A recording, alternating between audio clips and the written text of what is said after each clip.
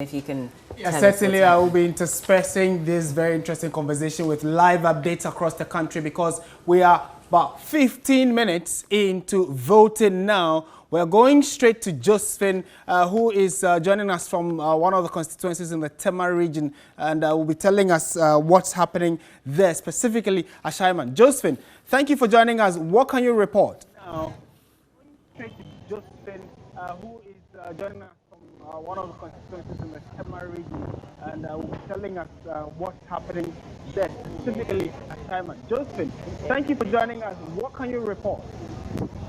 Right, Martin.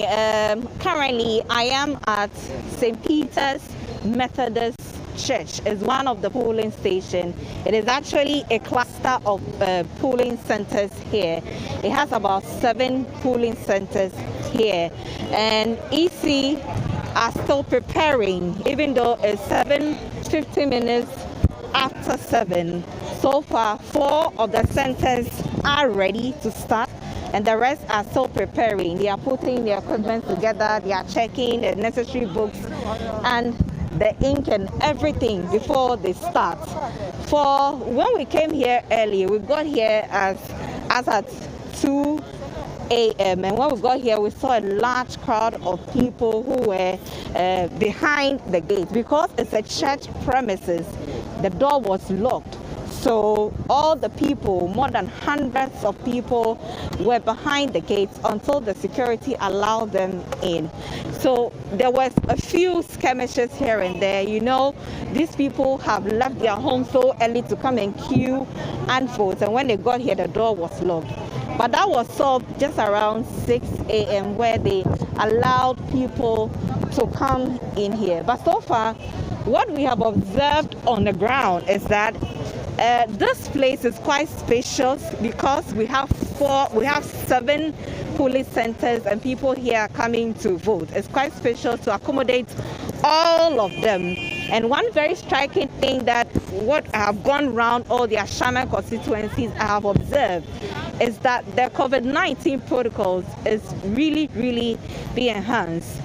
We saw that they have appointed people who are ambassadors, and their role is to ensure that the Veronica bucket, the soap, and all of that is available for people to use before they start to do their voting. So most of the places that we have gone, you can see that it's in place and people are using it. So Martin, so far our attention has just been drawn that one of the center is ready and a lady is voting right behind me.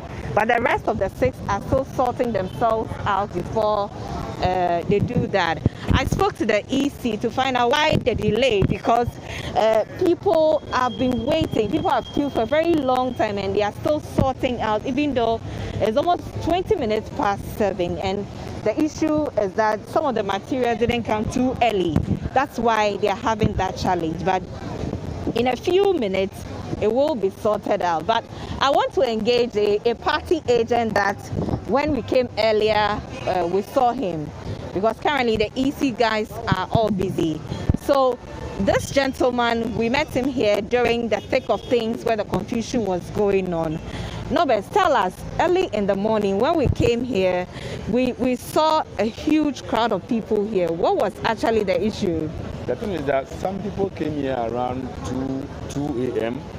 to spend that night over here. So, and they didn't know that we have 7 police stations. Actually, when they're registering, the police stations were split into only 5. But when they came here, they are split into 7. So we have to arrange them. So that was what brought the skirmishes around the area. But I think now we are about to start. So I think you will vote in an orderly manner. So that is why we have arranged them like this, to also follow the COVID-19 rules. Okay, so that was nobody explaining to us what exactly happened. In Ashaiman here, we have about 350 polling centers with a registered voter population of about 167,000 people are expected to vote here.